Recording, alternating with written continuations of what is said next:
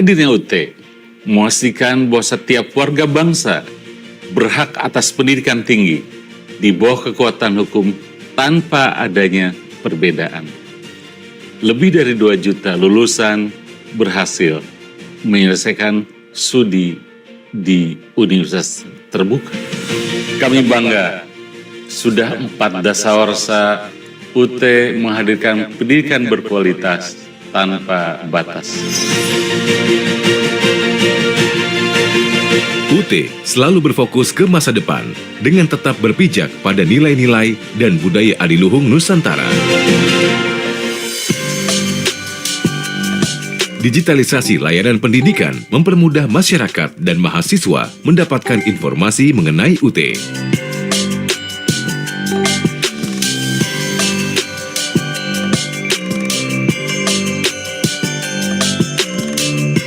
Selain tercetak, bahan ajar juga diberikan dalam bentuk digital guna memudahkan mobilitas mahasiswa. Dengan demikian, belajar bisa dilakukan di mana saja, kapan saja, dan bersama siapa saja.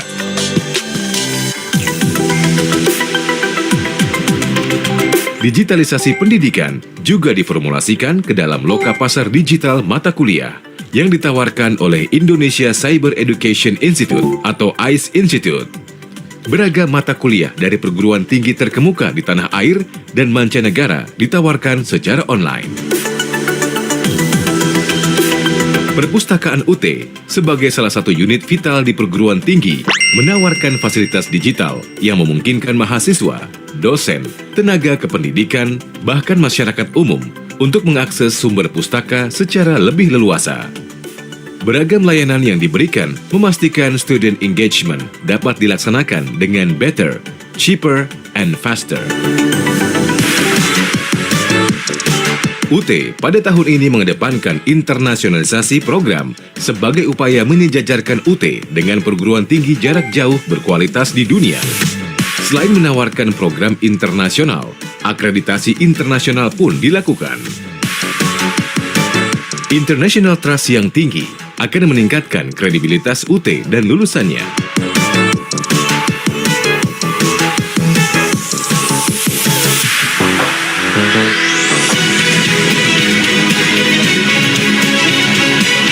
Public trust terhadap UT ditandai dengan terus meningkatnya jumlah mahasiswa UT dari tahun ke tahun.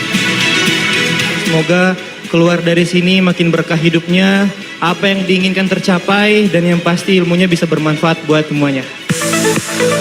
Tidak saja jumlahnya yang meningkat, komposisi mahasiswa pada saat ini didominasi oleh generasi milenial dan Gen Z.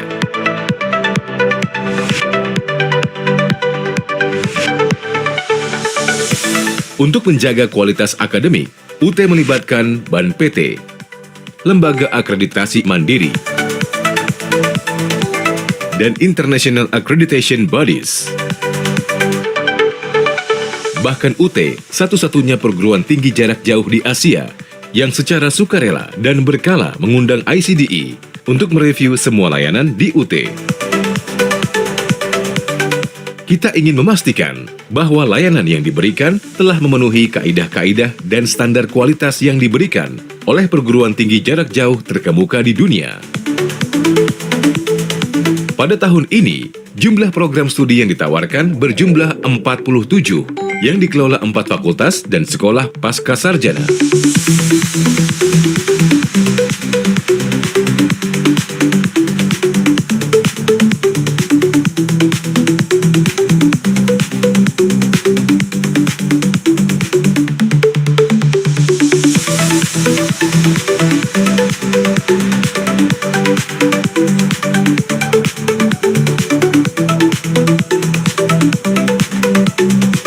Kantor UT daerah yang tersebar di seluruh wilayah Indonesia dan di luar negeri memastikan layanan pendidikan dapat dinikmati oleh semua tanpa terkecuali, termasuk mereka yang tinggal di wilayah terpencil, terluar, dan tertinggal, serta di luar negeri.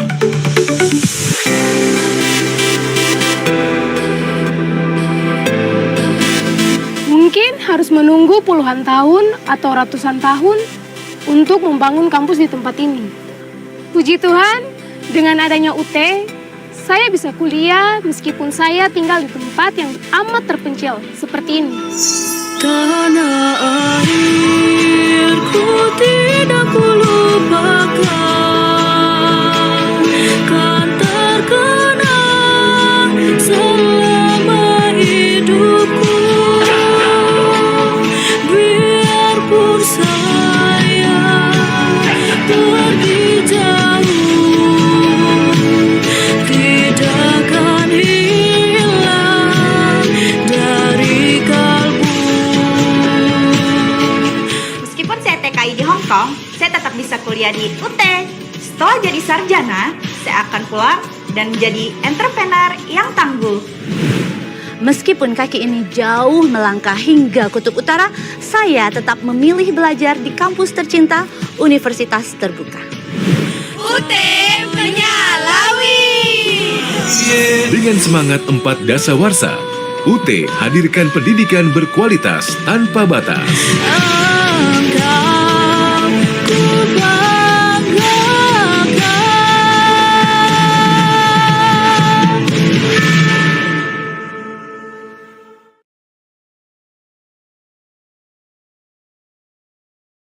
Assalamualaikum warahmatullahi wabarakatuh. Shalom, Om Swastiastu, Namo Buddhaya, Salam Kebajikan, Rahayu. First of all, let me extend our warmest greetings to the distinguished speaker of today's session, Professor Jiří Patoka, Ph.D. and Mrs. MGR Barbara Potokova. Good afternoon, Mr. and Mrs. We will also like to warmly welcome to our honorable guest, Dr. Subukti Nurmawati MSc as Dean of Faculty of Science and Technology, Universitas Terbuka, Professor Dr. Ernik Yulianas, PMT, as Vice Dean of Academic of Universitas Terbuka, the Head of Study Programs on Faculty of Science and Technology, and of course, all the participants that joining us today, both on-site and online. Welcome to today's visiting lecture on Thursday, July of 24, 2025. A very good afternoon and a warm welcome to all the participants, whether you are with us on site or joining virtually through Zoom or YouTube. This visiting lecture is proudly brought to you by the Faculty of Science and Technology, Universitas Terbuka. Allow me to introduce myself. My name is Randy, and it is my great pleasure to be your host on this occasion. Ladies and gentlemen, before we officially begin the lecture, please allow me to walk you through today's agenda, started by singing Indonesia's national anthem, and next welcoming speech by Dean of Faculty of Science and Technology, and then visiting lecture session by Professor Jiří Patoka, Ph.D. on the topic Invasive Species in Indonesia Waters, follow with question and answer session. And the next is giving appreciation certificates to the speakers. And at the end, we will have photo session and closing. And for your information, all the participants will receive a certificate of attending today event. Please ensure that you fill out the attendance form, which will be shared by the committee at the end of the event. So ladies and gentlemen, before we dive into today's lecture, let's take a brief moment for personal reflections and prayer. I invite everyone to please take a moment of silence of your own prayers or thoughts as we open this event. Please begin your prayer.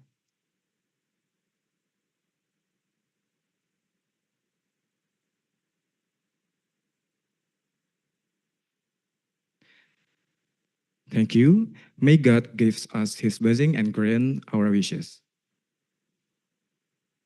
Ladies and gentlemen, let us now start our event by singing the national anthem of Indonesia. For our on-site attendees are kindly requested to stand.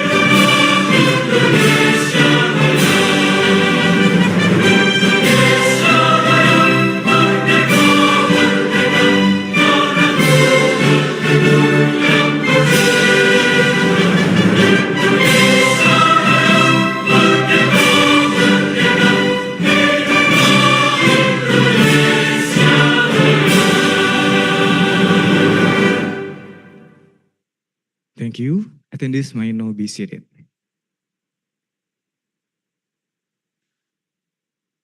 Ladies and gentlemen, I would like to invite the Dean of Faculty of Science and Technology, Universitas Terbuka, to deliver welcoming speech.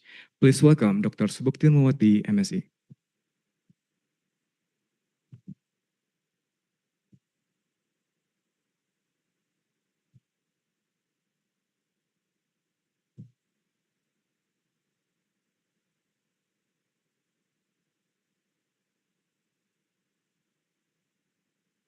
Oke, bismillahirrahmanirrahim. Assalamualaikum warahmatullahi wabarakatuh. Good afternoon, ladies and gentlemen. Best wishes to all of us. Alhamdulillahirabbil alamin. On this very fine day and in good health, we can gather in this forum. And it is our privilege that we can join in today's visiting lecturers via Zoom meeting and also on-site in auditorium. Our Honorable Professor Jiří Patoka, Ph.D., DIS, from Department of Zoology and Fisheries, Faculty of Agrobiology, Food and Natural Resources, Czech University of Life Science, Prague, and his wife, Bara. Good afternoon. Our Honorable Vice Deans for Academic Affairs, Professor Endik Juliana, all of the head study programs in the Faculty of Science and Technology Universitas Terbuka, our moderator today, Mr. Ismail Hasfi, lecturer of Agribusiness Study Program, all lecturers and students of the Faculty of Science and Technology Universitas Terbuka, and all participants who present in this forum. Firstly, praise is to Allah Subhanahu wa Ta'ala for His mercy and grace.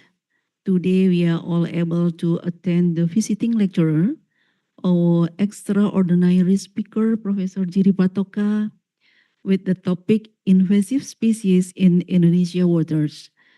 Welcome back, Prof. Jiří. I think this is the second you visited in Indonesia, UT. In Indonesia, fourth, in UT for the second, yes. Okay. Ladies and gentlemen, talk about invasive species. We know that invasive species is an organism such as a plant, animal, microorganism to a new environment, either intentionally or unintentionally. When introduced, they can spread widely and cause damage for the human, economic, or environmental. And the worries is the invasive species probably will loss of the native species. So this is the worry of us, and will damage our native species and will lose our native species. Ladies and gentlemen, this event is organized by Agribusiness Study Program and also Biology Study Programs, the Faculty of Science and Technology Universitas Terbuka. Hopefully, after attending this visiting lecture, it can be inspire us to continue working to develop research that can be useful for the sustainability of our environment. We express our gratitude to Prof. Jiří Patoka for your time and your sharing. I also would like to thank the Agribusiness and Biology Study Program for continuing these good activities with Czech University. Finally, we would like to thank all parties that we have not mentioned, we cannot mention one by one, and who have helped organize today's visiting lecturers. That's all for me. Wassalamualaikum warahmatullahi wabarakatuh.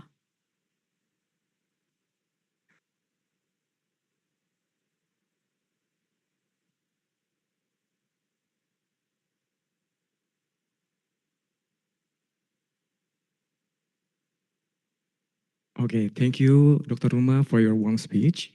and distinguished guests, ladies and gentlemen, we now proceed to the main event of the day, which is the visiting lecture by Professor Jiří Patoka, Ph.D.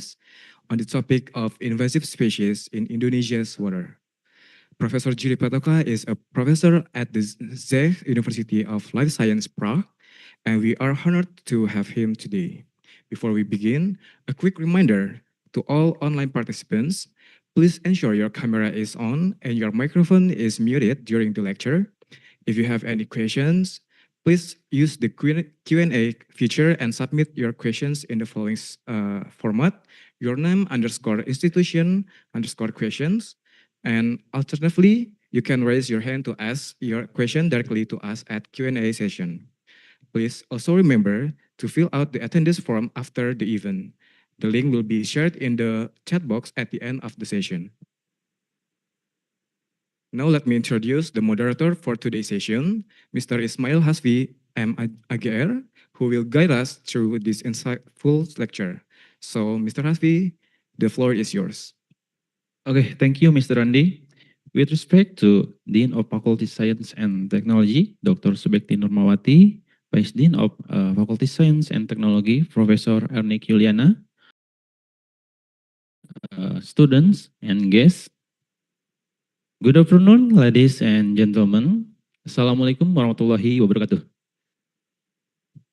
And warm greeting to all of you. Welcome to today's visiting lecture session, a part of our commitment to international academic and global knowledge exchange. Well, first of all, I will introduce myself first. My name is Ismail Hasfi. I am a lecturer in Agribusiness Study Program of Universitas Terbuka, and I will serve as a moderator for this session. It is great honor for us to host Professor Jiří Patoka, a renowned expert in aquatic biology and biodiversity conservation, who already joined us from Czech Republic, right? Okay. Okay, before we begin the lecture, allow me to briefly introduce our speakers. Professor Engineering Jiří Patoka, Ph.D., DIS, was born in 1978. He is a professor of Department of Zoology and Fisheries, Faculty of Agrobiology, Food and Natural Resources, Czech University of Life Science, Prague. And his professional experience also in biology, ecology, ethology, and taxonomy of decapod crustacean, ichthyology, hydrobiology, biological invasion, and risk assessment, ornamental aquaculture, endangered species conservation, and then prediction of non-native species invasiveness. And up to now, he has published 99 scientific papers indexed by Web of Science and received more than 2,000 citations and has an age index of 27. Give him applause first, ladies and gentlemen.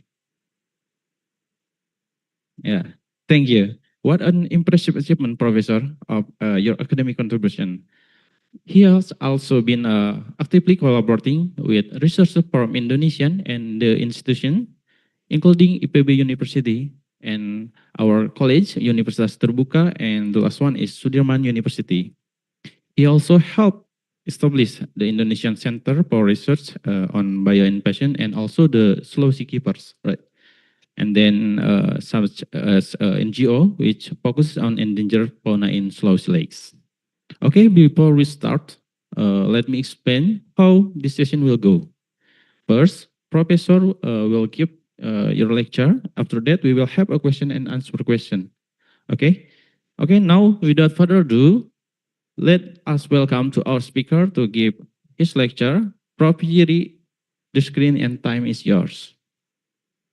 Terima kasih.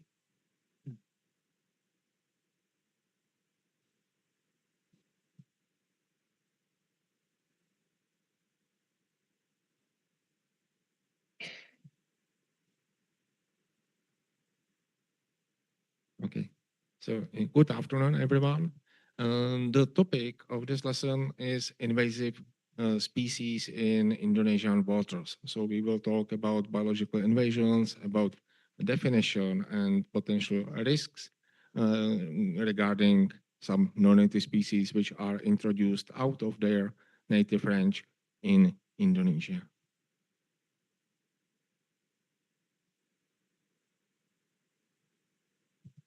Sorry. Not working, I don't know why.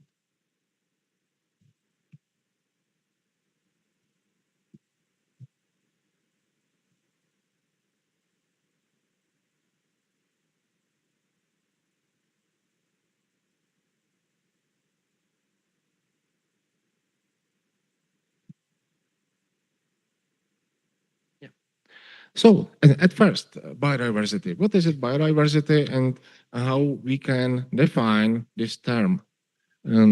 It is, okay, so switch.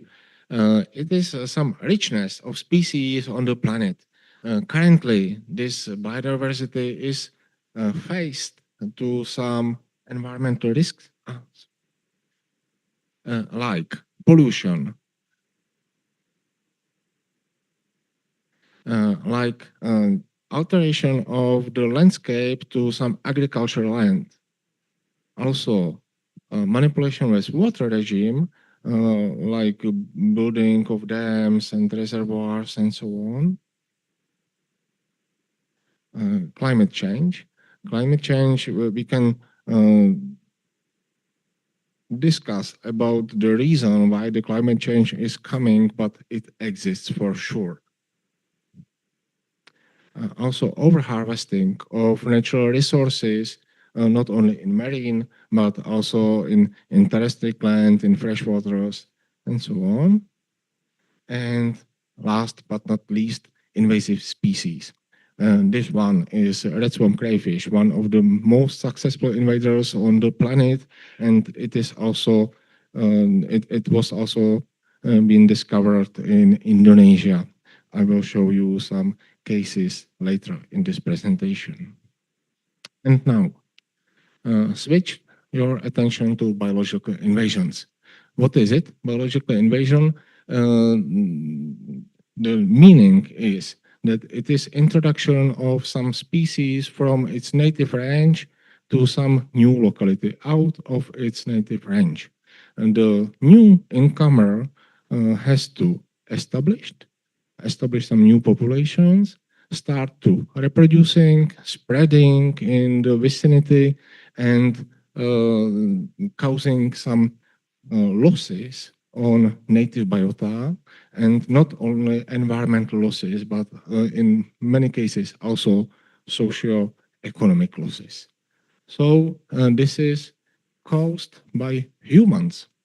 Humans are vector of non-native species, which are defined as invaders. There are also some species which are spreading without humans, without the help of humans. And these are expanding. Expanding species are not invaders, and we can say that this is some natural process. Expanding species are not unwanted species, but invaders, yes, because the losses on biodiversity and losses on human well-being and so on are undisputable. And we can say biological invasions are global problem, global issue highlighted by many researchers, many conservationists over the planet, and also in Indonesia. About the process of biological invasions, here is some brief introduction in main points, main parts of this processing. At first, introduction. Introduction, the meaning is that some people directly or indirectly, or we can say intentionally or unintentionally, introduce some new species to new locality. In this stage, we can fight against new invasive species with some preventive measurements. Preventive measurements, I mean education of the general public, in improving of the awareness and so on. And we can stop the introduction before it is done. But when the species is introduced, next step can come establishment. Establishment in the meaning is that the species is able to survive in new locality and start reproduction. Many of non-native species are not able to survive and died or are defeated by native biota. But when it will do this, so negative consequences can be expected. Just small part of non-native species can establish new population, but this small part can cause huge, dramatic losses and problems on the planet. In this stage, we can face invasive species with eradication or some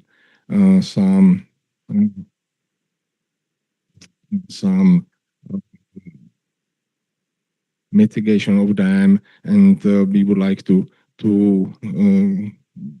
take them out from the landscape. In many cases, we failed because eradication is not easy, and in many cases we have some specific toxins, for example, or some specific traps and so on, which can be used on the target species only. In many cases, when we would like to kill the invasive species totally, so we will also disturb the environment in general, and will have some negative consequences on native biota as well. So it is not easy. And when the species is established, in many cases we are not able to eradicate it. The better situation is on some smaller islands. In smaller islands or some isolated populations, for example, in some lakes, we can succeed. But when the species is widespread, so the total eradication is like mission impossible in many cases. After the establishment, the invasive species can start spreading, and spreading to the vicinity, and also in large scale in neighboring countries, not only in one country, of course, because then the new species do not care about human borders. So therefore, this can be problem not only for one country, but for many others. And in case of invasive, which is spreading, we can face the biological invasions only with some regulations. We are not able to eradicate the invasive species. We just can protect some valuable areas in the landscape against the invader. And we can say that the invader is the winner. And it has negative impact. The definition of biological invasions is that the new species, the non-native species which is spreading, must have some negative impact, cause some losses. Not all non-native species which are widespread due to human activities are invasive. But if yes, so some loss is obvious on the environment and socioeconomics and so on.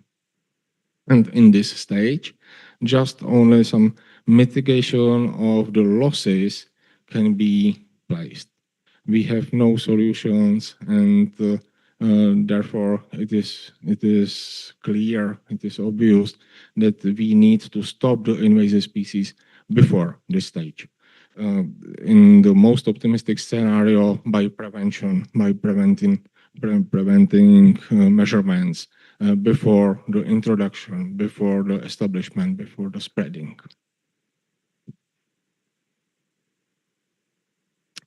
The environmental impact can be given by this picture. You can say you can pardon. You can see that the disturbance of the environment has some negative impact on biodiversity and also support invasive species. And invasive species have negative impact on biodiversity as well. And all of these can end by alteration of ecosystem functioning. So when some ecosystem or habitat is under some pressure from human activities and there is some disturbance, so the invasive species has better chance to establish there some new population, because the invasive species is usually very adaptable. No, it can adapt, and some native species are not able to do it. So the invasive species is in advance in this regard. Disturbance of the environment is very, very risky in this regard. And now, how we can say this species is invader? This is the invasive species. And that's the question. It's not easy to answer correctly. In many cases, we can be a little bit confused. And I would like to show you some examples and some definitions how to do it. Usually, in some scientific work, we prepare climate matching analysis. The meaning is that we can compare environmental conditions in the native range of the species, which is evaluated, and environmental conditions in the target region. For example, species from South America and when introduced to Indonesia. So we will compare some environmental conditions like temperature and humidity and so on in Brazil, for example, and compare with some conditions in Java. And after that, we will get the map with regions which are in risk, indicated by some red color, for example. And therefore, we can say, okay, this species has a potential, invasion potential, when will be introduced from the native range to the target region. This is the first step. It is very important because maybe surprisingly, not all tropical species from South America has the same chance to establish some populations in Indonesia. The climate matching is crucial first step. After that, the risk assessment is coming. We know that the species has the potential to establish the population in the climate conditions, but it is not some comprehensive view on the species. So we need to compare information about its biology, about its history and exploitation by humans, about some diseases, about some life requirements, about the diet, about the size, lifespan, and so on. All available information placed together can prepare the view, the image of the species as comprehensive. And after that, we can say, okay, this species can be more risky with higher invasion potential because it has many hatchlings, and it can eat everything what the species can find, and so on. While some another which can live in the same conditions, environmental conditions, has some different mode of reproduction, and it is not able to establish a new population and spread over the territory. After climate matching and after the risk assessment, DNA analysis and some morphological analysis, simply the identification of the species is needed, because in many cases we are a little bit confused about the species identification, about the correct species identification. There are some species which can be very similar on the first sight, and one of them is an invader and one of them not. So how to distinguish these species? DNA is the answer, but it is not easy for all stakeholders to identify the species via some genetic methods. And therefore, when we are not able to distinguish these species correctly in all cases, so we must to ban the group of the species as a whole, because when not, there will be many mistakes, many confusions, and the invader can be introduced and not regulated and mitigated in this regard. And the last point, when we are sure about the invasion potential of the species, we need to communicate with policymakers, because the scientific findings and reports without the overlapping to the policy and overlapping to the practice are nothing. And we need to transform the scientific information into the practice, into the legislative framework to try to stop the introductions and spreading of the species. This is very crucial step. And for communication with policymakers, you need the arguments in your hands. You need the publications, and that's all. Because you can say, look, here are the results. We are not just talking about. We know the data. We know which species is high risky, and we are now open for communication and discussion and improvement of some management and some practice.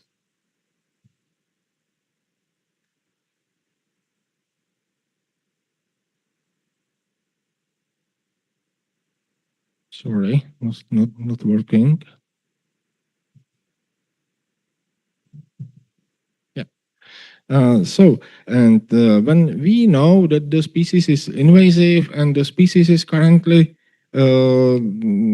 spreading over the territory, so we can try to face to biological invasions and try to eradicate the species. Here are some examples of methods applied on invaders, like lionfish, which is hunted by divers, and also some biocontrol of some pests via the predators. And in case of invasive plants, we can fire the land, or we can apply some toxins and so on. But as I told previously, it is not easy to damage to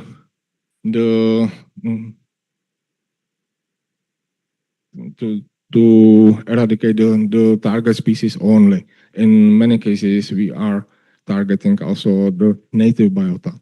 And when some valuable endangered species is on the same locality as the invader, so we need to compare the benefit and costs and decide if it is beneficial to totally disturb the area, or if we need to protect the endangered species. And okay, so there is also the invader, but the benefits and costs are very important to be considered carefully.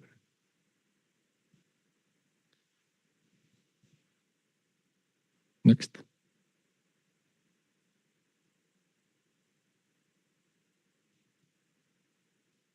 Yeah.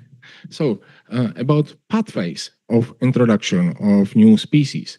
Here are some examples. Basically, we can say new species, non-native species are introduced intentionally or unintentionally. Intentionally, so humans would like to exploit the species for some purpose, like agriculture, like forestry, like fisheries, like gardening, ornamental trade or pet trade, and some use for aesthetic purpose and so on. But also some species can be spread or introduced unintentionally.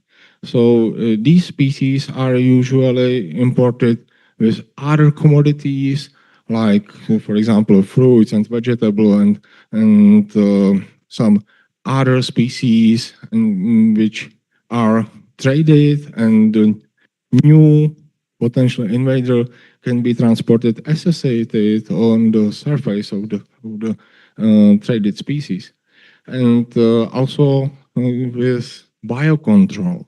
Biocontrol, the meaning is that we know that somewhere is some pest or some invader and would like to damage this unwanted species with use of some predator.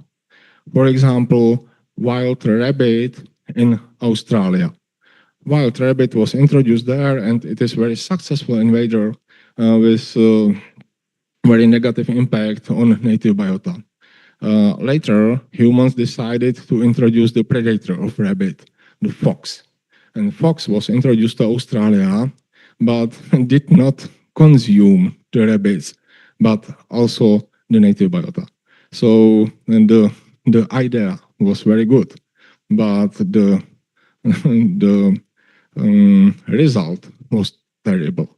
So we have more invaders in Australia with huge negative impacts on native biota.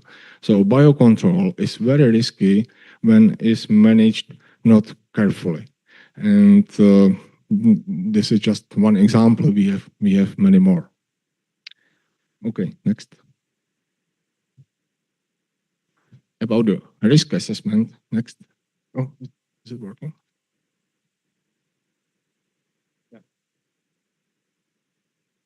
The output of risk assessment is some sorting of the invasive species to categories. Low risk, medium risk, and high risk. These three categories are enough for us for communication with all stakeholders, including policymakers, including conservationists, including wildlife managers, traders, and so on. Because we have some value, some score of the species from the risk assessment and some threshold. And we can say, okay, so these numbers, all of them are low risk, and these species can be exploited without any risks, and there are no bans needed, everything is okay. Medium risk, we can say, okay, these species are potentially with not so high risk, but we have to watch them, to monitor them, and when some conditions will be changed, so these species can start to behave like invaders. And high-risk species, and so in this category we are sure that these species are very risky for the target region, and there is high probability and that these species will establish new populations and start to behave like invaders when introduced on the locality. And here are two examples from mollusca. It is Lysachatina and apple snail. Both of them are very successful invaders, also in Indonesia and simply everywhere in the tropics. So both of them are high risk. About the legislative framework, once the species is identified to be high risk, in the high risk category, so we need to ban the species. But there are some differences when the species is introduced in the territory or not introduced. When it is introduced, some rapid ban immediately now stop the introduction. We can do it. It can be feasible. But when it is not introduced, we need at first educate the general public and the stakeholders, because these stakeholders do not aware about the risks, because the species is not there, it is not present, and who cares about the species which is not present? So simply we need to educate the public. When not, and when the ban is coming without the education, people will usually go around and do not accept the solution, do not accept some new regulations, some ban, penalties, and I don't know, whatever. And this is the bad way. It is not working. We need to persuade the people. We need to educate them to explain the reasons why the species can be risky and what are the expected consequences. When we will do this, so we can start with some regulation and ban. And together we can prepare the blacklist via this way. The blacklist is a list of species with high risk potential which are really unwanted in the target region.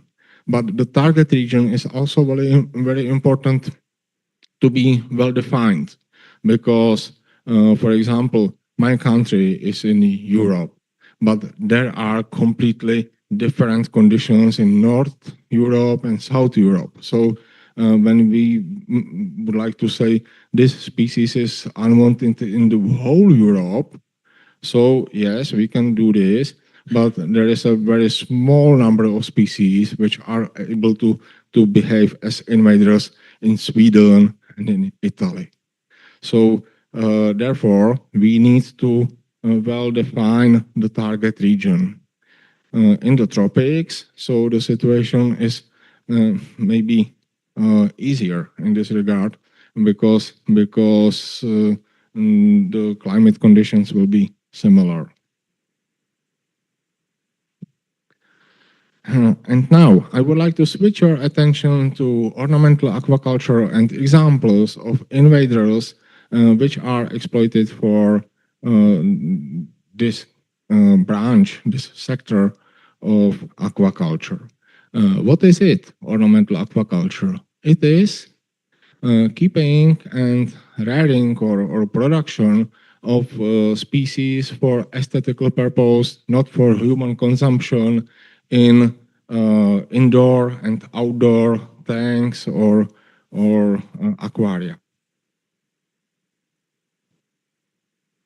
There are freshwater, brackish, and also marine species. Freshwater and brackish are usually classified in general as freshwater species, and marine are different. This sector is year by year increasing in volume and also economically, and more species are involved. Unfortunately, in many of them, and most of them, we have no information about their invasion potential, because simply no risk assessment has been done. So we need to improve the situation for sure. And ornamental aquaculture recently is well known as one of the main vectors, main pathways, we can say, of new species introduction globally. For your information, this is the output from our recent scientific publication from some paper with close to 8,000 species of fish, freshwater and brackish fish, traded as ornamentals. So it is very high number. Indeed, many of them are not introduced in huge quantities on the market, but the number of species is very high. Fortunately, many of them are not with high invasion potential, but we need to identify them to be sure. The figure shows that the number of species was dramatically increased when the cargo in the airplane transportation was established, and also with big cargo planes in late 1980s. So the transportation is now rapid, easily delivered globally in few days. The shipment can go across the planet, and the number is still increasing. Which species are most exploited in this regard? The figure presents some ratio of the most important groups of ornamental fishes, and also you can see the circle around the grayscale where the ratio of species which are able to absorb, to breathe atmospheric oxygen in comparison with species which are not able to breathe atmospheric oxygen is given. And for sure, the ability to breathe atmospheric oxygen is in advance in this regard. So this is just for your information, which species are mostly traded and imported. And here is figure reporting about the global volume of ornamental aquaculture. Indonesia is highlighted here to be one of the leaders in this regard, and this is about the export only. Data about the domestic trade are not available and not updated. So the numbers, the total numbers of ornamental fishes and other biota traded in Indonesia is much higher for sure. The leader is currently Singapore, but Indonesia is one of the main exporters and producers of ornamental animals.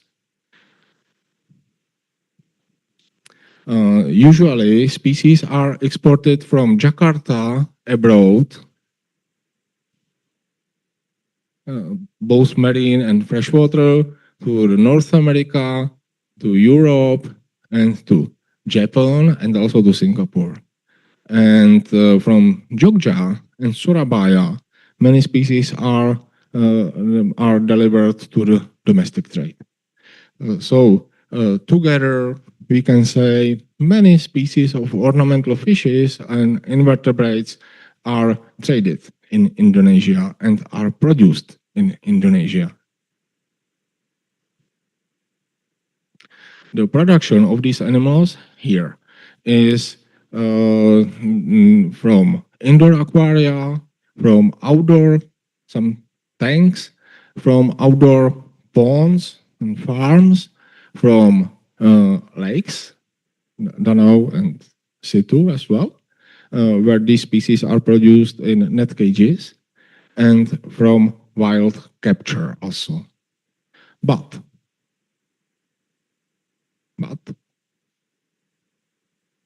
working.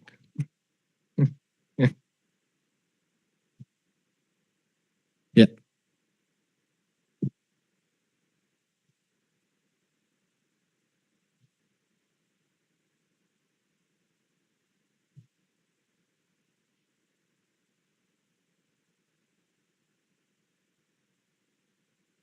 Thank you. So, not only native species are produced and traded, also non-native ones. And in case of non-native species, it is not a good idea to produce these species in some outdoor facilities, in some lakes or outdoor ponds, because species can spread easily. Once the species is able to reproduce there, so there is no barrier. It can escape and no problem. So via this way, many farmers can easily introduce and support the spreading of invaders.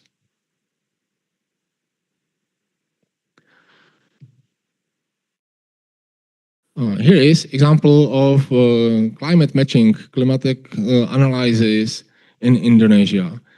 Here are two species of freshwater stingrays from South America, Potamotrygon motoro and Potamotrygon jabuti. Both of them are popular ornamental species because these are life bearers and nicely colored. So why not? It's perfect ornamental animal. People like it, but it is non-native here. We prepared this climate matching analysis. This is the map. This is the output from this analysis. The red color indicates risky regions, and you can see that especially in these two species, the probability to be established is very high. And yes, we found here in Brantas River established population of freshwater stingrays, which is native in South America, but currently it is produced in Indonesian farm.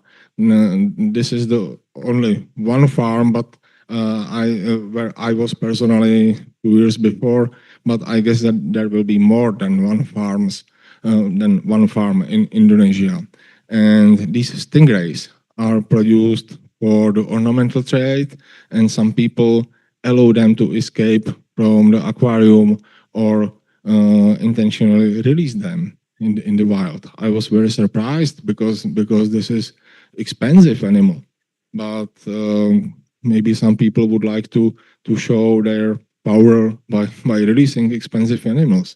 So this is the case of freshwater stingrays. And you can see here some fishermen who catch one of them.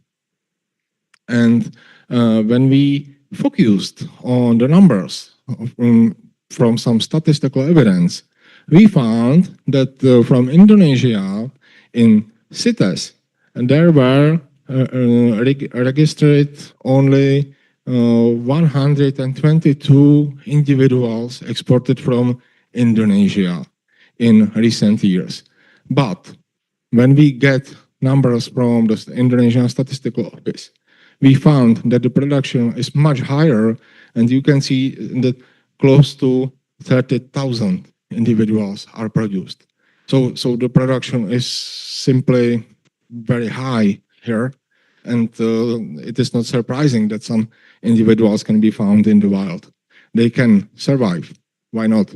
They are predators. They are smart animals, so they are able to establish some populations. And most of them are exported to Japan, but also some of them are traded domestically. Which numbers, who knows? We have no data in our hands. Some further research in this regard is required. And the local impact on native biota is obvious. The fish, the stingray is predator, so it will consume some native animals. And also on human well-being, because it is venomous. And this is the stingray, so there is a sting with the venom. So one can expect some injuries of fishermen, which is known from South America, where the species is native. And yes, we found the first example of envenomation by the freshwater stingray from South America out of the native range of South America here in Indonesia. For example, in the Czech Republic, in my country, there are some examples of envenomations by these stingrays in aquarium trade. but not in the wild. This example is from the natural locality. The fisherman was not happy, hospitalized for 2-3 days in the hospital, and more examples can be expected. He described this injury as the same like pushing the dagger in his body. So I don't know why he knew it, but yeah. So this thing is with some hooks on sides, and the injury is very painful. So this is unwanted, I guess. Simply, not only from the environmental point of view, but also from the human well-being.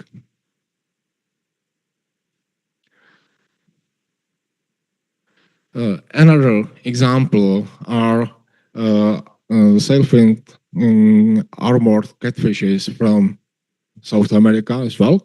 There are at least two species in Indonesia introduced in previous years, and also their hybrid was found.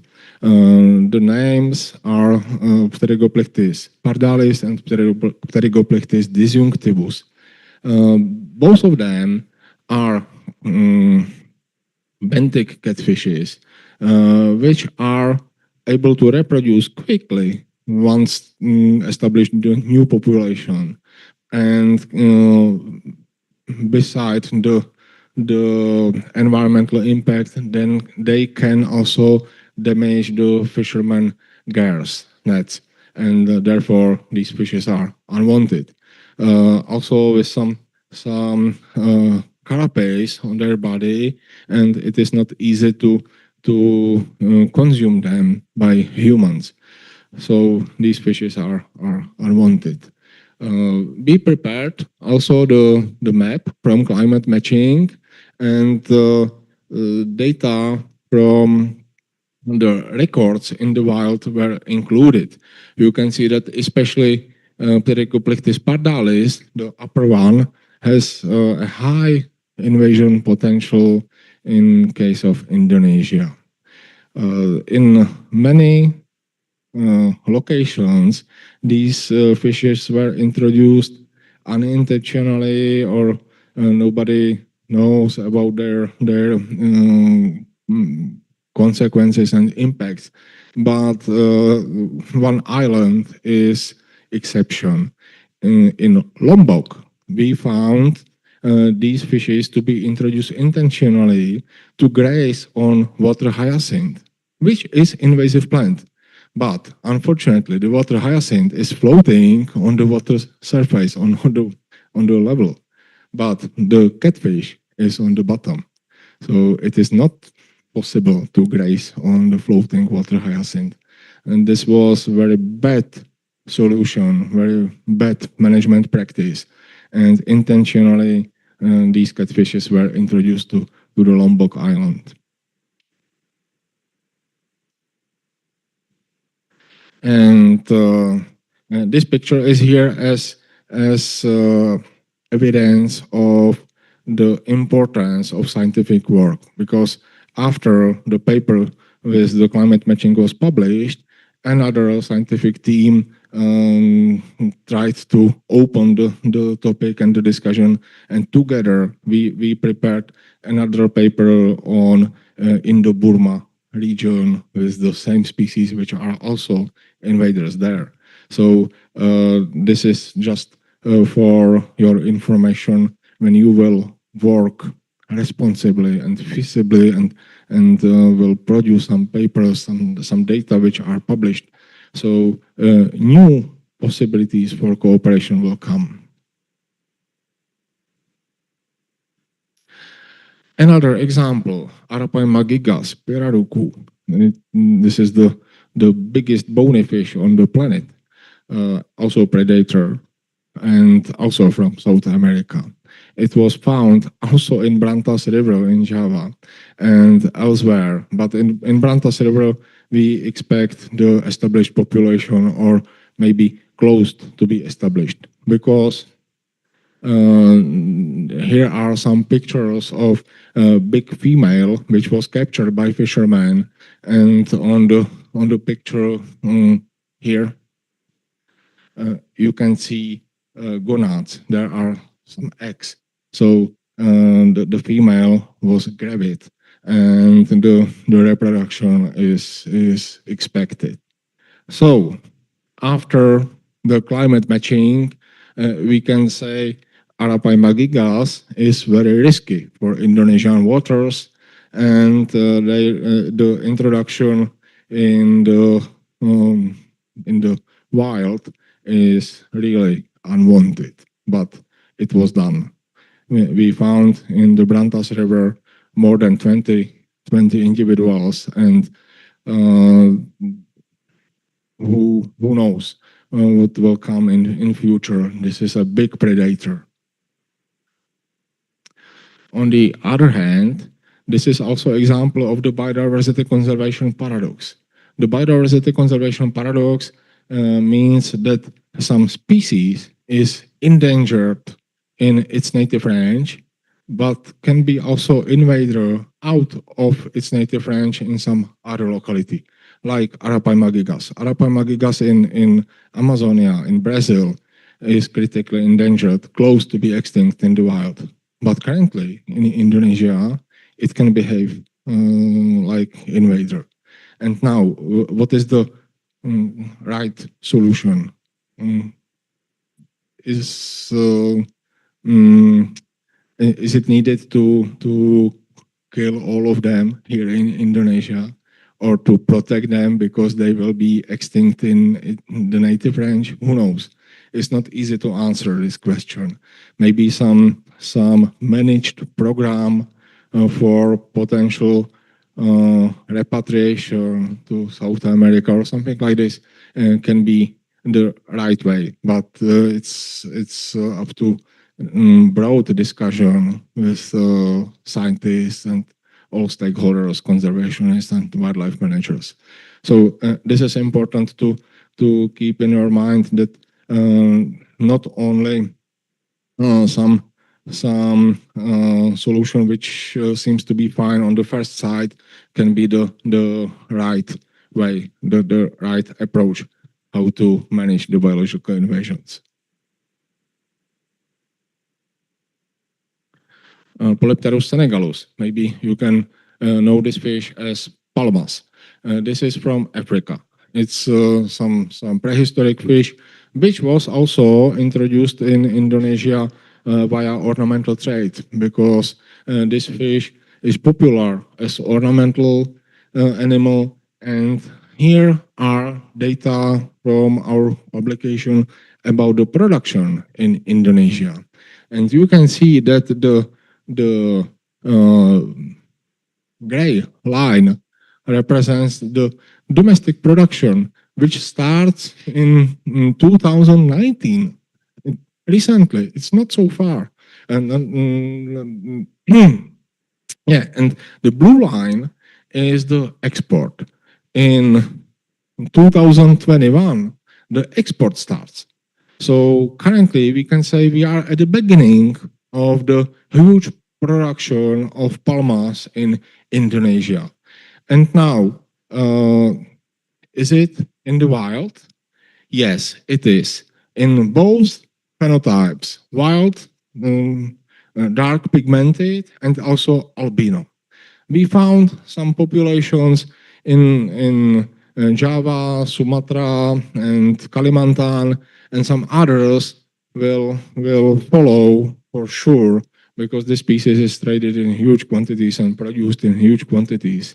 But are both phenotypes of the same invasion potential?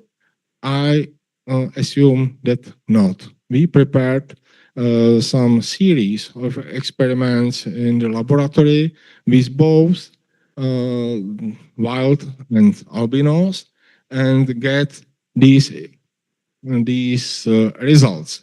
So the albino is able to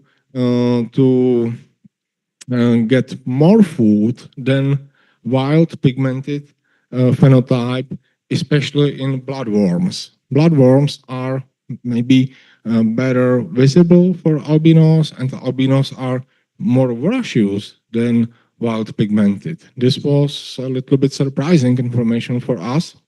On the other hand, albinos have much higher frequency of breathing, because these animals are most stressful and need to hide in shelters and so on. So there are some big differences in behavior of these fishes, even if it is the same species. There are two phenotypes, but even if this is the same species, both phenotypes need to be assessed separately. And maybe we can say albino, even if it can consume more food, is more visible for predators and is not so able to face the stress. Therefore, the invasion potential is lower than in wild pigmented. Why is this so important? Because we can start talking with producers to tell them, look, wild pigmented phenotype is risky. Not stop the production of wild pigmented, just switch your attention to albinos only. Moreover, albinos are more expensive, so it is valuable for you.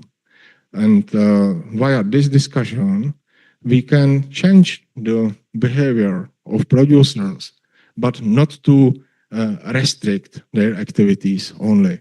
Not to tell stop something and don't do this and that's all, but try to start with some smart solution.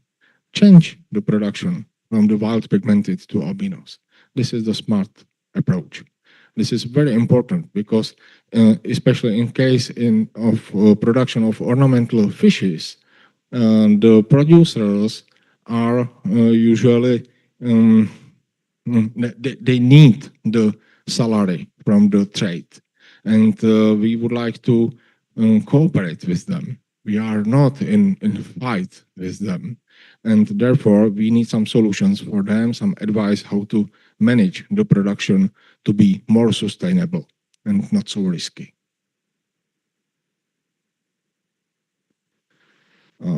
This is not fish, it's crayfish. Lobster ertavar, it's Herax quadricarinatus. The crayfish, which is also native on Papua, on Indonesian part of New Guinea. But in the rest of the country, it is non-native and it is invasive. The first import was not from Papua, but from Australia, where the species is also native. It was done in Surabaya, and from Surabaya, this crayfish was transported, among others, to Jogja, where the production starts, and currently it is produced in huge quantities and transported on other islands also, and in case of Java, it is widespread. You can see the results. The first record in the wild was in Lido Lake in Java in 2015, and it was published in 2016. This was the first cooperation, my cooperation with Indonesian colleague, and we produced this paper this year. 2 years later, so we have many more records from the wild, because this crayfish is popular for human consumption and also popular for ornamental trade. And you can see the numbers in Java, Sumatra, Kalimantan, Sulawesi are increasing.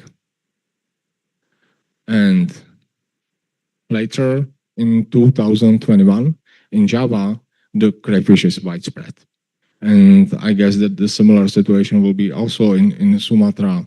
And what we need are data from the wild, but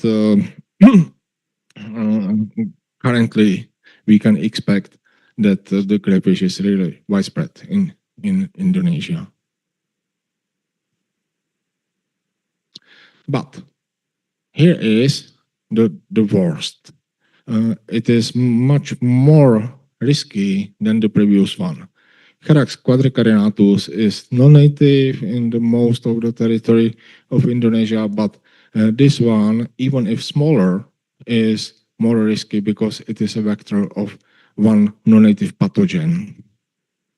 It is North American crayfish, red swamp crayfish, Procambarus clarki, and we found the first established population in Pasir Angin, close to Bogor, where this crayfish is produced in outdoor pond system and escaped in vicinity.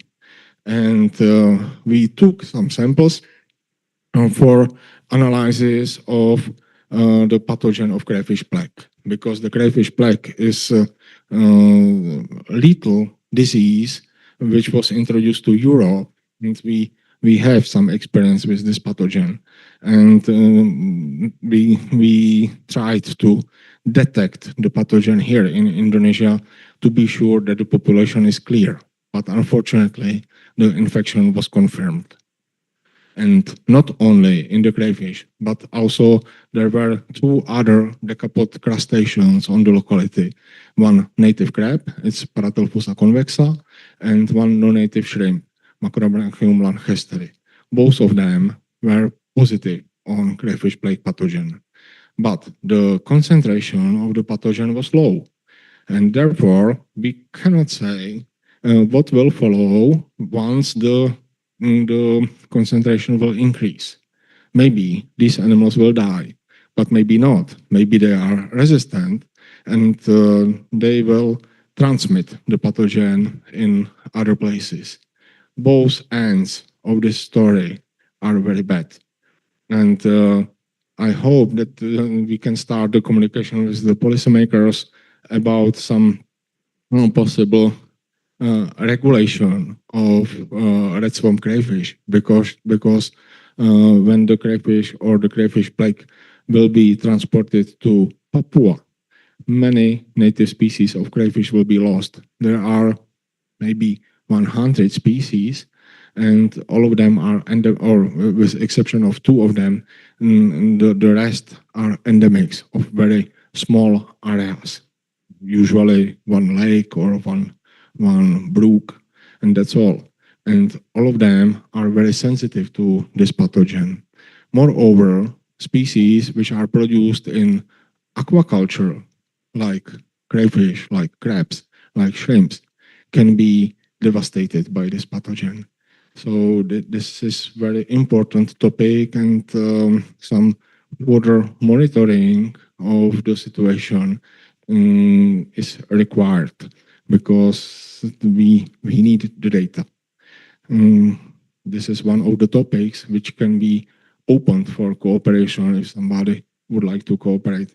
And it is very important, I guess, because in case of Europe, we lost almost all decapod crustaceans which are native.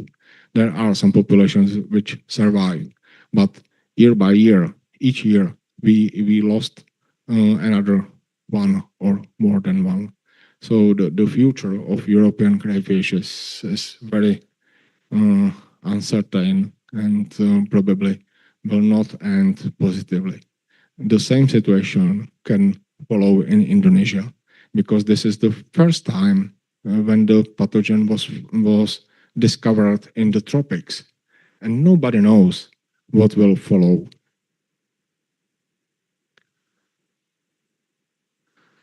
And here is a map of transport routes, trade routes of crayfish in Java, via which these animals are transported for the pet trade, for the aquarium trade. And there are more than these two species. Many of them are native to Papua, but also non-native to the rest of Indonesia. And moreover, in the global trade, there are more North American species, not only Procambarus clarki.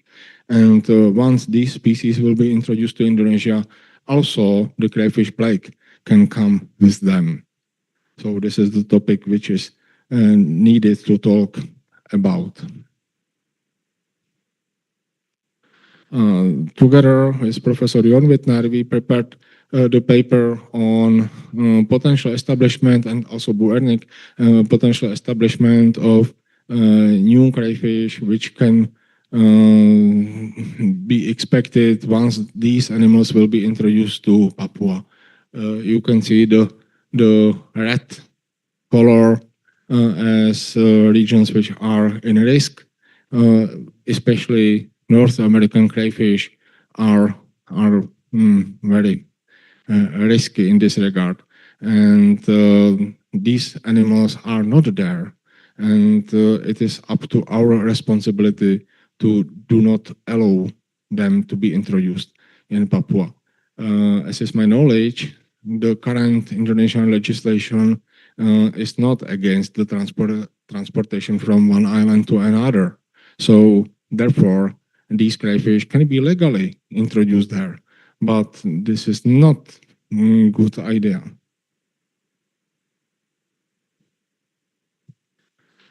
Not only crayfish plague, but also other pathogens like, for example, viruses were identified recently. This is also output from our work, and we found many viruses transported with ornamental crayfish in the global perspective. Some samples were also from Indonesia, and we found viruses to be transported as invisible pathogens. Nobody knows about them. Some of them are new for science, but some negative consequences can be expected for sure, and therefore some regulation and better monitoring is required in this regard. Specific kind of invaders can be classified as hitchhikers. These animals are associated with surface of another animal and can be transported with this one. For example, here are some temnocephalids associated with carapace of Charax monticola. It's a mountain crayfish from Papua. And another one which was here, which was introduced via ornamental trade from Indonesia to the Czech Republic. These animals, together with these which were transported with ornamental shrimps, these are usually tiny in sizes, very tiny, mostly invisible, and nobody knows about them. But these are transported in huge quantities, and it is just a wheel of fortune if these animals will be introduced in wild, for example, with the wastewater from the aquarium, and can find some new host in the new locality and can start to behave as invaders. Who knows? The risk assessment has never been done because nobody cares about these animals. And another example of hitchhikers is also from marine. This is from marine ornamental trade, and these animals are not subjected by trade, but are transported in aquaria together with some stones and corals and so on. And some of them, when became adult, can be risky for other animals in the aquarium because they are venomous or aggressive and so on. So these can be also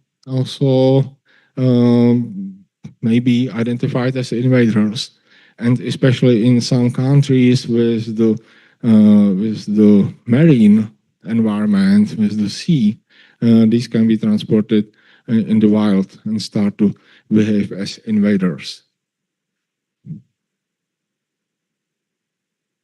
And very important in the monitoring of invasive species or potentially invasive species are social media.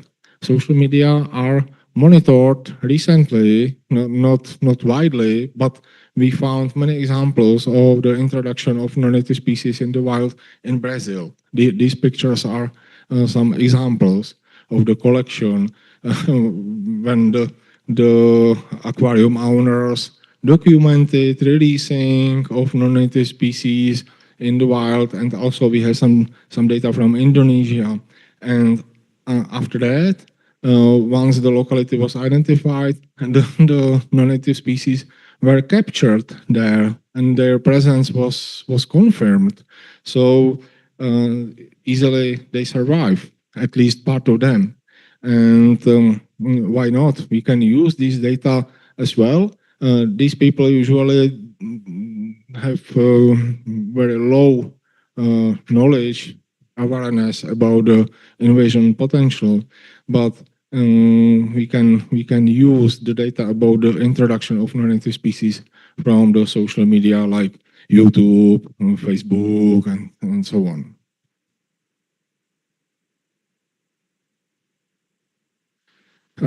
In this regard, 2 years before, the working group was established and launched at IPB, and currently we produced a set of papers affiliated to this working group, and this is the first step, I guess. Not enough, but the first step was done to start the communication on the wider platform, not only with some academic staff, but also with the policymakers and so on.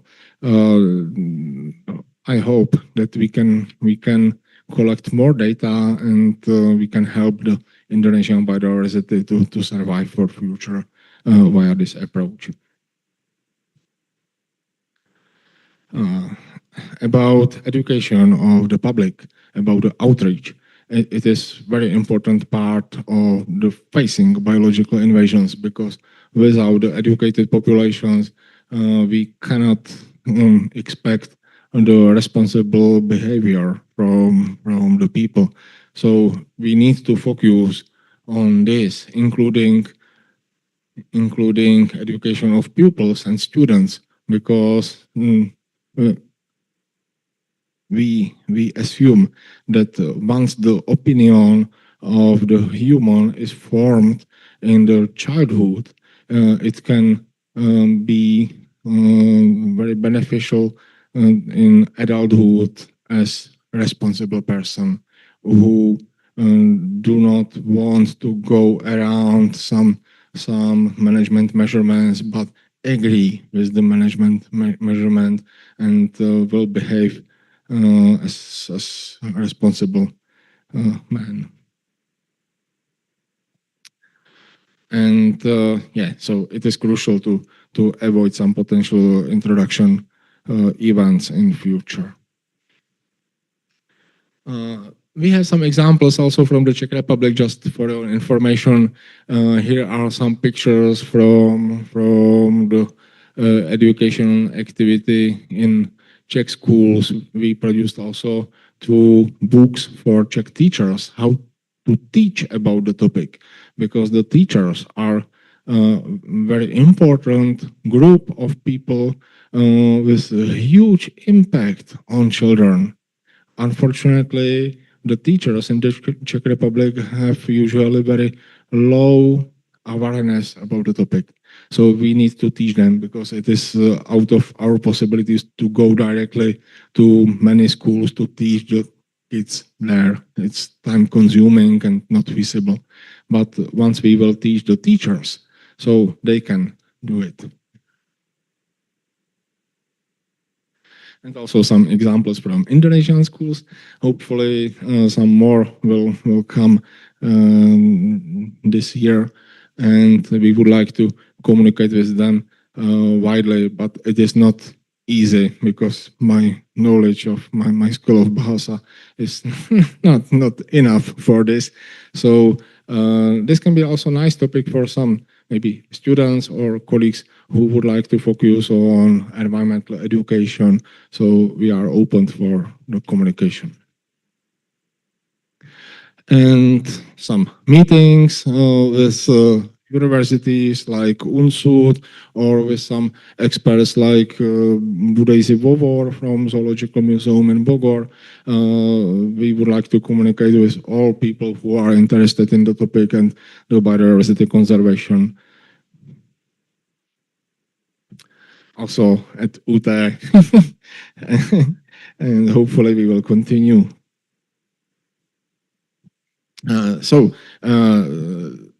Beside my scientific activity, I'm also a member of one NGO which is focused on biodiversity conservation in Sulawesi, because Sulawesian biota is so awesome. There are many colorful decapod crustaceans and fish and mollusks in Sulawesian lakes and freshwaters in general, but many of them are in a high risk of invasive species, not only invasive species, but also invasive species. And we would like to help them to survive. So we, in experimental conditions, in one Czech zoological garden and some scientific labs, we start with the reproduction of these animals and start to focus on some specific conditions which can be stimuli for the reproduction and so on, and hope that this will be beneficial for survival of these animals for future. And this is one example, crab, freshwater crab, Paratelphusa pantherina, which is in high risk by this flowerhorn cyclid, which is predator of this crab, and the future of this crab is really uncertain. It is endemic of just one lake, Matano Lake, and flowerhorns are increasing in abundance there. Therefore, this crab will be maybe totally lost in future, will extinct in wild. So the only one chance is reproduction in captivity, probably. But it is freshwater species, and one can expect the reproduction in captivity to be easy, but that's not true. We have no idea how to reproduce these species. But recently, we found one locality in Hungary, in Europe, with thermally polluted water, where these crabs were introduced by some aquarium owners. And we found some juvenile crabs. Currently, it is under analysis, under DNA analysis, once the reproduction will be confirmed.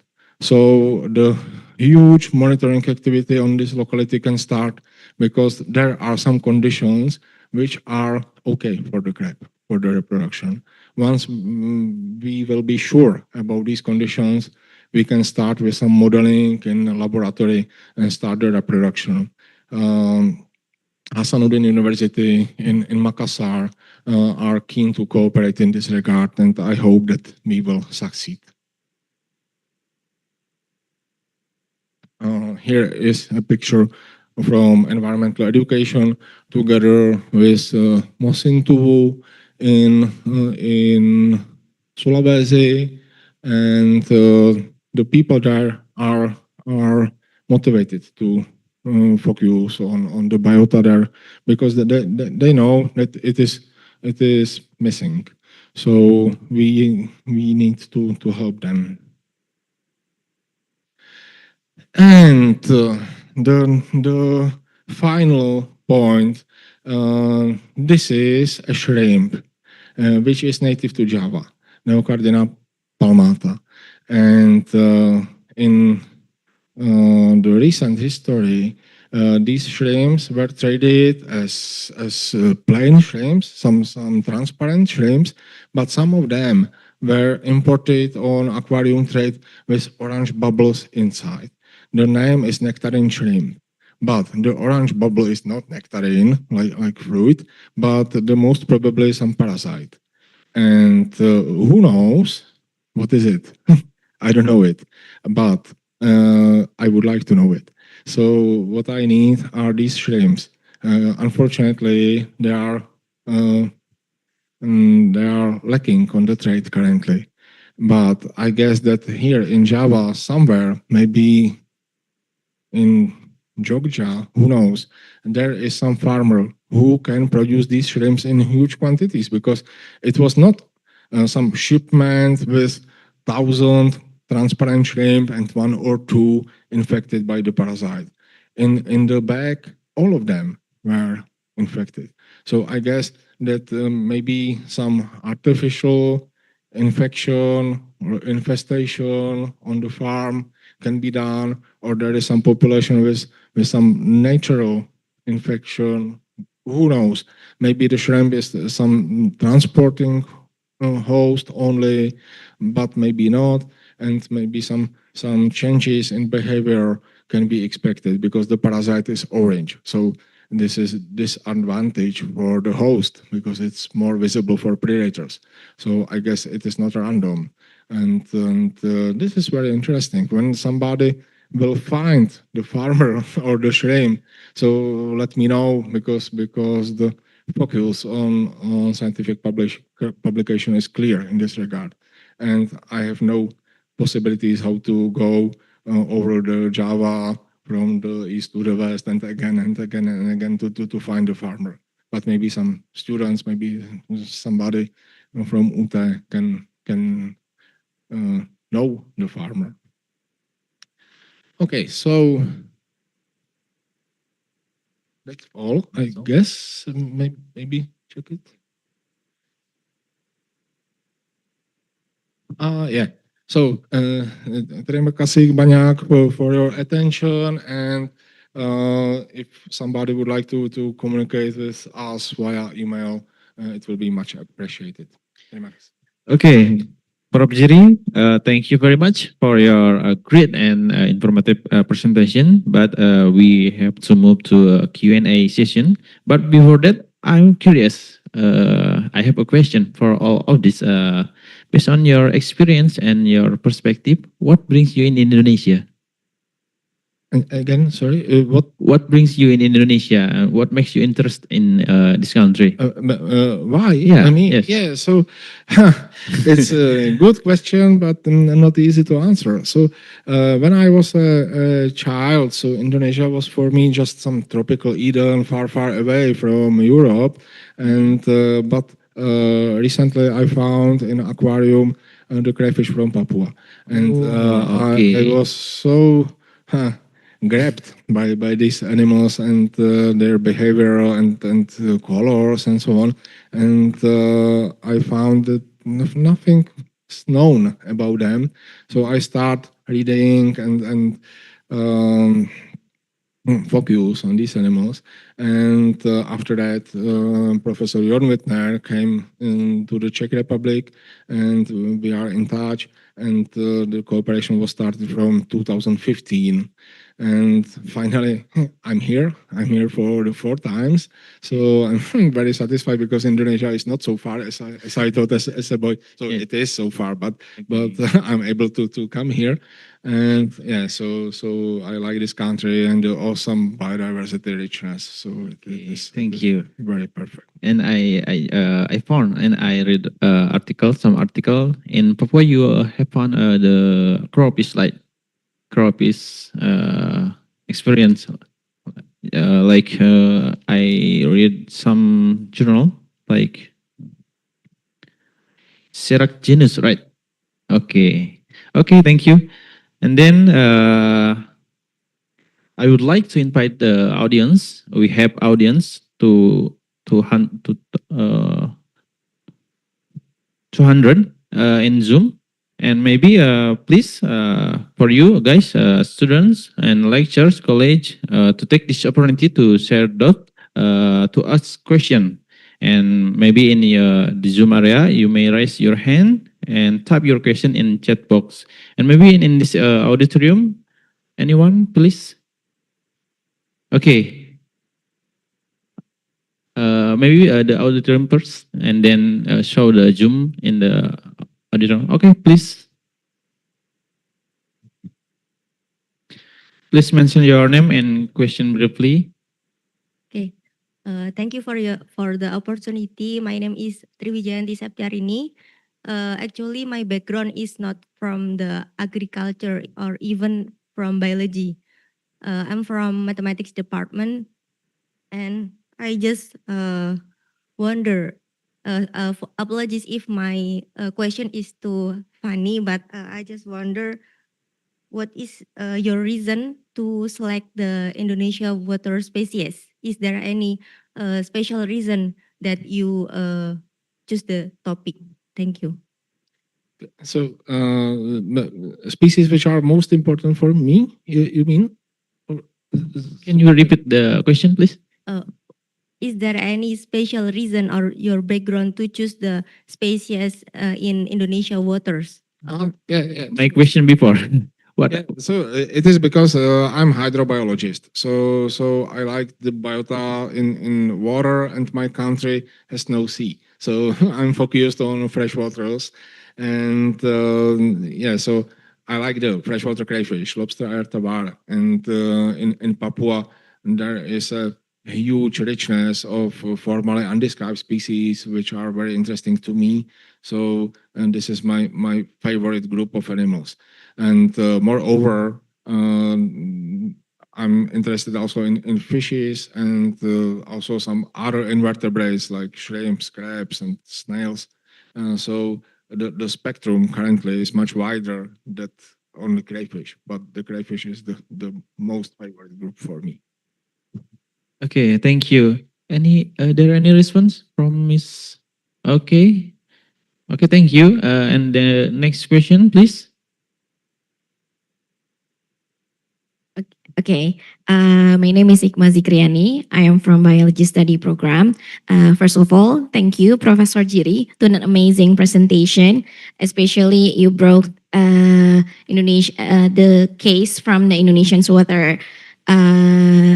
And then my questions is right now, as we know, the knowledge of Indonesian society about invasive species are still limited. Okay, and many people believe that the presence of the all species in an ecosystem itself increase the biodiversity. And what would you encourage them to understand and explain about the threats posed by the invasive species itself? Thank you so much, Professor. Thank you for this question. Yes, you are right. Not only in Indonesia, but also in other countries, many people think that the releasing of some non-native species can be beneficial for biodiversity. But in the final step, we can see that the new incomer will destroy some native biota. So, okay, one new species will come, but many others are lost. So this is not support of the biodiversity. It is a wrong idea. Okay, is it enough, Mister? Okay, there any response from this audience? Okay, please, committee to keep the microphone.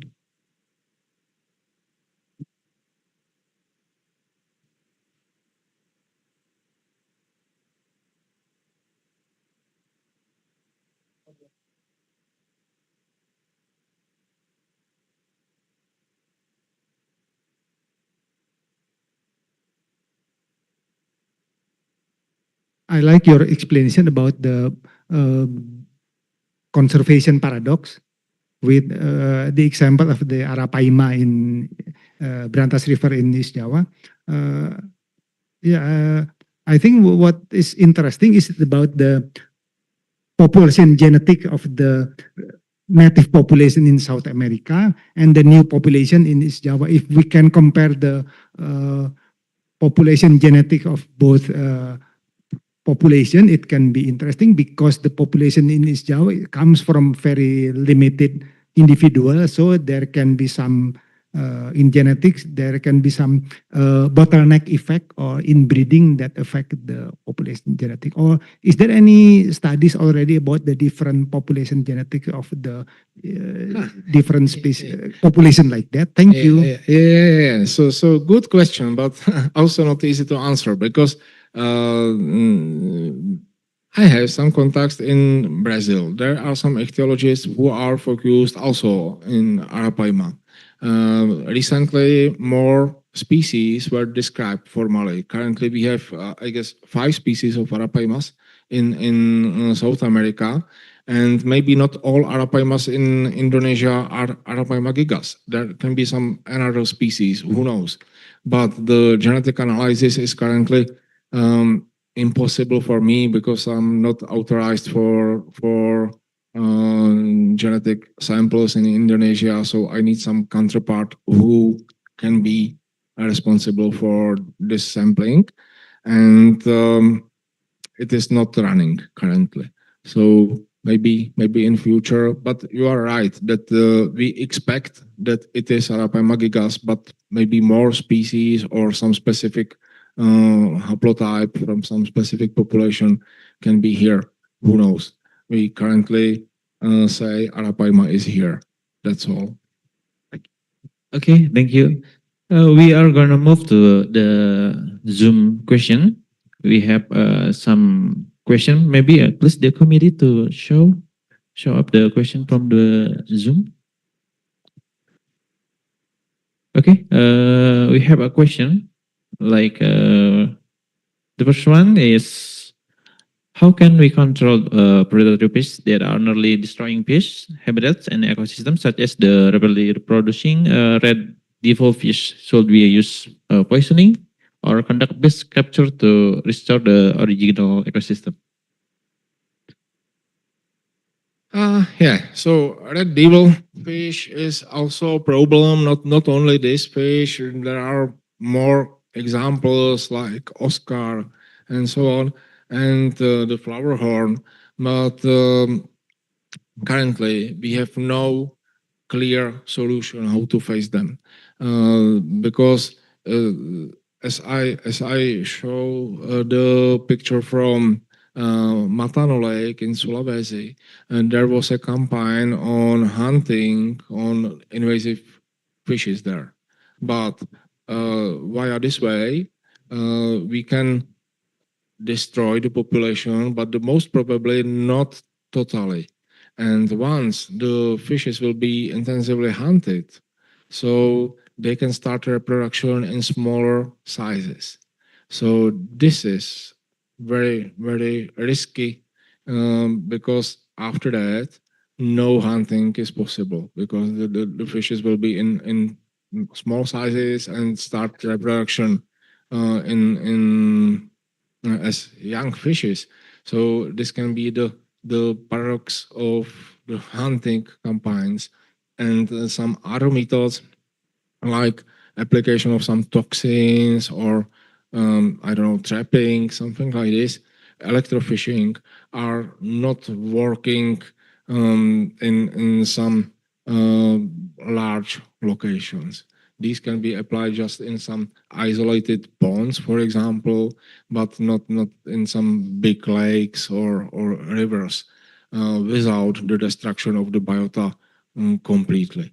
So the question is good and timely, but unfortunately I have no answer. We have no effective method how to do it. If we will have, so the invasive fish will not exist. But unfortunately, then yeah. So okay, so we well now the conduct must and the poison is forbidden in this country, right? Okay, the next question is from Francisca R. Swastika. Hello, may I ask about are environmental factors such as temperature and pH linked to the severity of crayfish disease? Thank you. So the question on environmental factors on crayfish diseases, also good question. Generally, we can say that some pathogens can be worse in higher temperatures, but the limit is 30 degree usually. But this is some general commentary. In some specific cases, we can find some differences. And unfortunately, our knowledge about the diseases of decapod crustaceans in general, including crayfish, is very poor. So we need to improve our knowledge first, and after that we can answer this question. So sorry, but also this question is very good, but it is currently the subject of the research, and pH factor as well. In many cases, pH factor is limited for the crayfish in general. Very low pH is not fitting with their fitness. So they can be under stress with the low pH, and therefore the pathogen or parasite can cause the mortality of the crayfish. But also, this is the general commentary only. Okay, thank you, Professor Jiří. Maybe we move to the next question. Merely from Bangka Belitung, she asked, there are endemic fish species whose existence is increasingly being displaced by invasive fish. What efforts should be made to address the growing population of invasive fish? Yeah, so again, once the invasive species is established, so we can try to eradicate it, but usually we failed. The most important is the prevention of new introduction events. So we need to educate the population, the fishermen, the owners of aquarium fish, not to release the animals in the wild. Once the animal is there, so bad news for native biota. Okay, so that's the answer of Miss Marley. Maybe the last question. Are there any last question, please?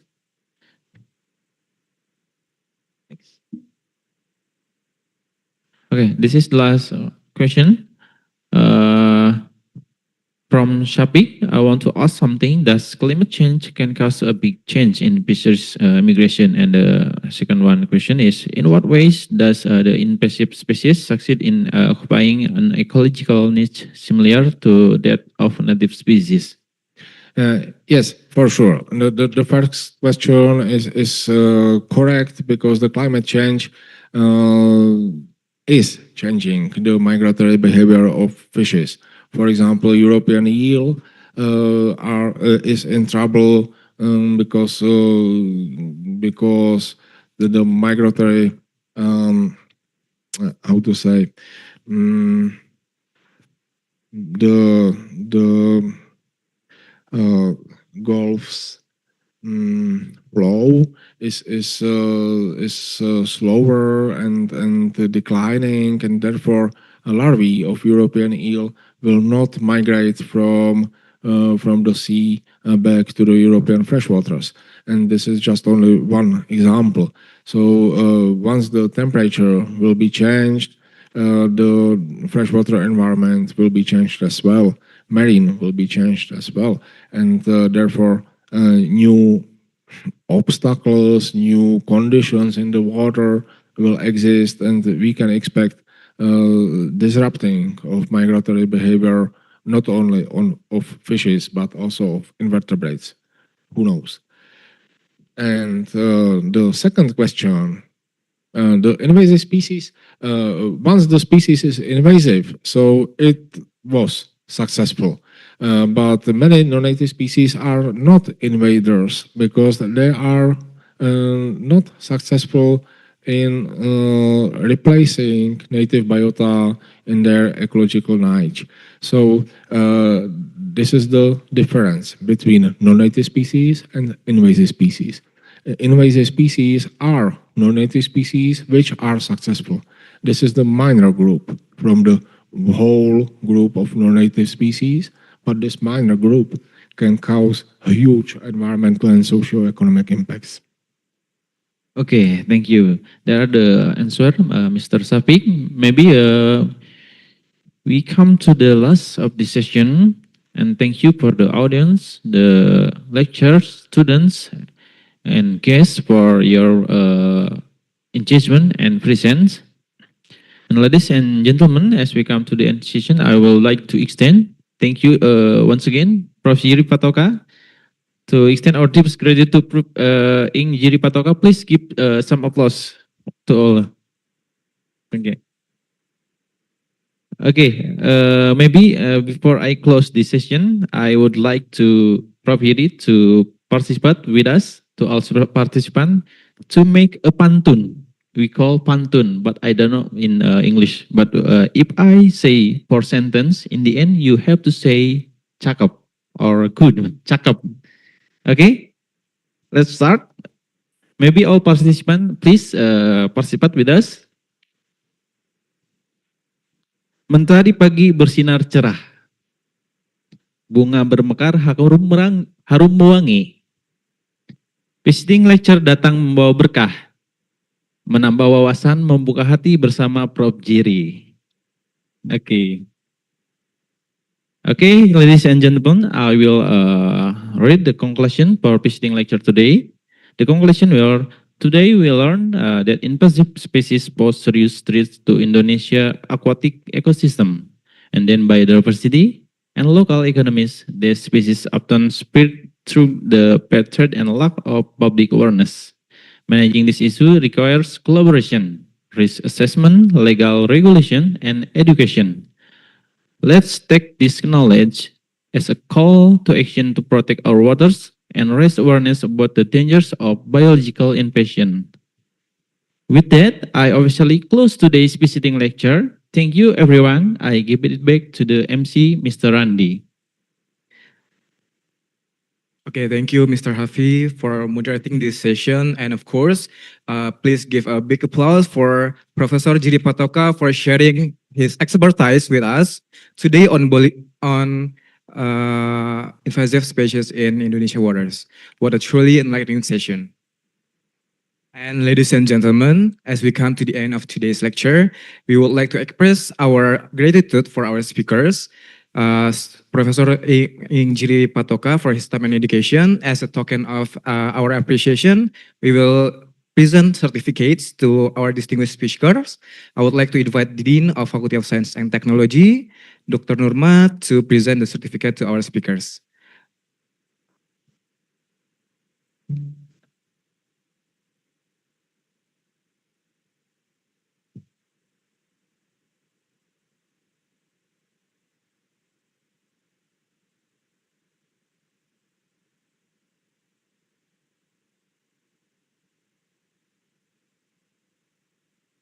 Yeah, please give a big applause for Professor Jiří Patoka. Okay. Okay. And the next one is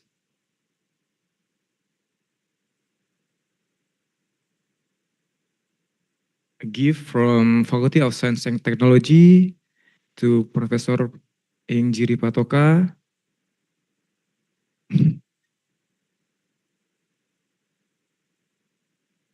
Okay. Yeah. Okay, thank you.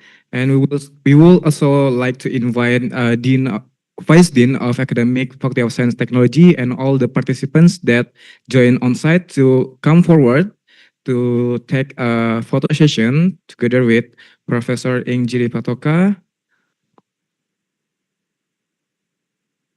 Please come forward, all of the participants and all the for the online participant, you can turn on your camera and we will have a photo session with Professor Jiří Patoka.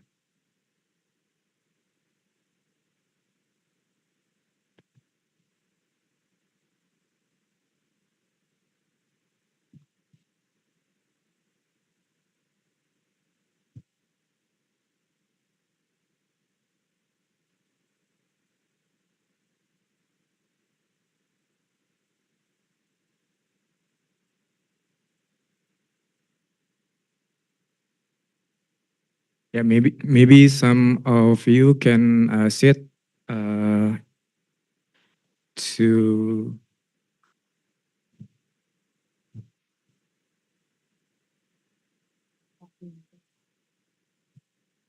Yeah, maybe on that side still there's some empty space. Yeah, are you ready?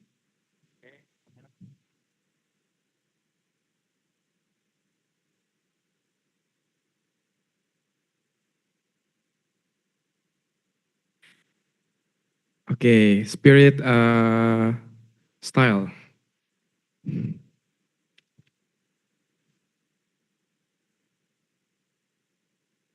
Another one, Ute style.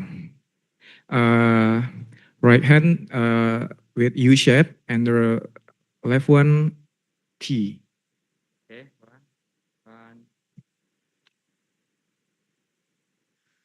Okay, thank you for your time.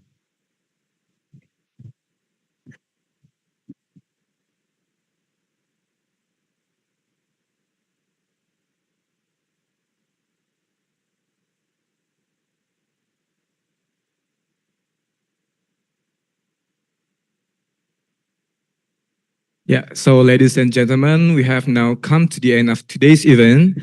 On behalf of committee and the Faculty of Science and Technology, Universitas Terbuka, I would like to extend our heartfelt thanks to all speakers and participants, and your contribution have made this event success. A final reminder for all attendees to fill out the attendance form by clicking the link shared in the chat box. And we hope today's event has been an enriching experience, full of knowledge, insights, and inspiration. We look forward to seeing you at your future visiting lectures. Thank you once again and have a wonderful day. Wassalamualaikum warahmatullahi wabarakatuh.